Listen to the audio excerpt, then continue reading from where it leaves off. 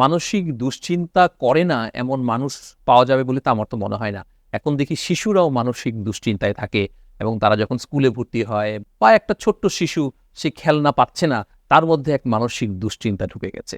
তাহলে এই মানসিক দুশ্চিন্তা আসলেই কি এটা শরীরের উপরে ওরকম কোনো ব্যাঘাত ঘটাচ্ছে? মেডিকেল সায়েন্সে বলা হয় অবশ্যই। যেকোনো স্ট্রেস আমাদের শরীরে মধ্যে কতগুলা হরমোন নিঃসৃত হয়। সেই হরমোনগুলা নিঃসৃত হয়ে বিভিন্ন ধরনের শরীরের ভিতরে কোষের ক্ষতি করে। যে আমরা বলি ক্যাটাকোলামাইন সিক্রেশন গুলা হয়ে যায়। তো দেখা যাচ্ছে যে হঠাৎ করে কেউ যদি দুশ্চিন্তা করে শরীরটা ঘাম দিয়ে ফেলে, মাথার পিছনে একটু ব্যথা হয়, মাথাটা গরম হয়ে যায়। এগুলা হচ্ছে আমাদের বডিতে যখন স্ট্রেস হরমোনগুলা নিঃসৃত হতে থাকে।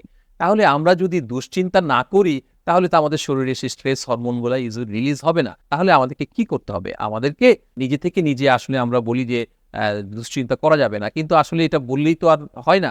দুশ্চিন্তা করা যাবে না বললেই তো যে মানুষ দুশ্চিন্তা করবে না সেটা না। দুশ্চিন্তা অনেক সময় এমনি এসে যায় মানুষের মনে। তাহলে সেই রিল্যাক্সেশন কিভাবে আমরা করব?